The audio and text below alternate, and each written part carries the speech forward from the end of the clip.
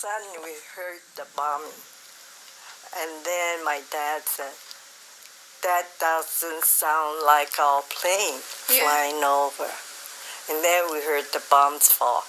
And my sister, youngest sister, was 10. She just shook. She got so scared. She hung on to my dad's leg. And right away we had blackout that night. We had to cover all our, so no lights shown, you know. Yeah. And school was out for, I forgot how many months until we all built the shelters in case there was another attack. And before we went to Jerome, the train stopped in Little Rock. And this is the thing I can't forget about Little Rock. All the black people, children and women, mothers and all, standing alongside the train.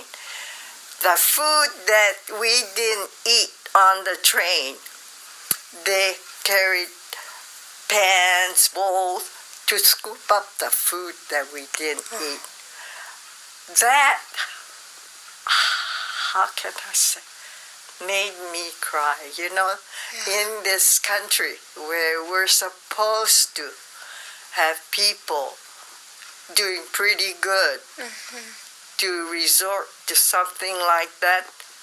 What is our country doing to our own people? But I was just shocked. I said to my parents, this is what the U.S. is doing to the people so long as you are not white. You know, whatever they wanted.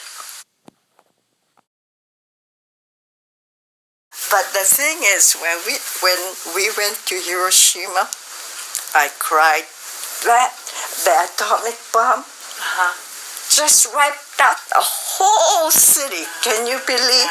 And only that dome that survived. And then people who lean on concrete walls, you know, the imprint. And my aunt was left on a concrete wall. And my grandpa's youngest sister, her daughter, happened to, you know, what do you call that? From the school they go to help out. And that day that class went to the city to help. And then my aunt said, even when she's telling me, said, they lined up all the people, dead and, you know, alive. So my aunt went down the road. She said, Honji, what was Masai? Honji Masai too. Can you imagine going down? Because they were so burned. And then one said, Okasan, you know, mother. And then she died. Right there. How about that? I don't think any country should.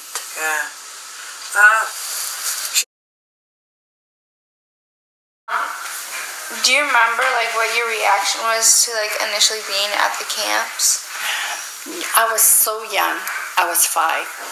But I remember Nana saying she wondered how the government could send them to a place like that.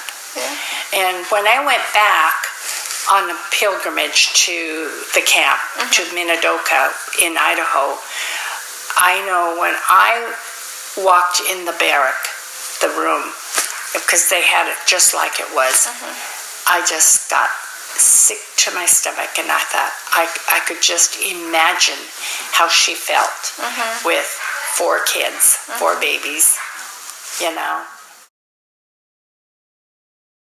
And we were taken by bus to, do you know where the fairgrounds is?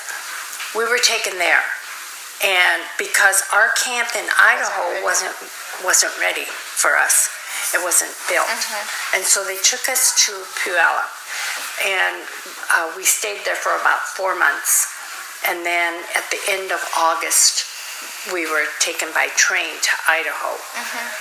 And in Puyallup, I remember, I was 5. So, but I remember 2 things in Puyallup. One was the smell, because we had to sleep in the animal stalls. And it was so smelly. I still remember. And then I got chicken pox. Kids don't get chicken pox anymore because they're vaccinated. But at that time, chicken pox was very common, and it was a childhood disease. And I got chicken pox, I remember,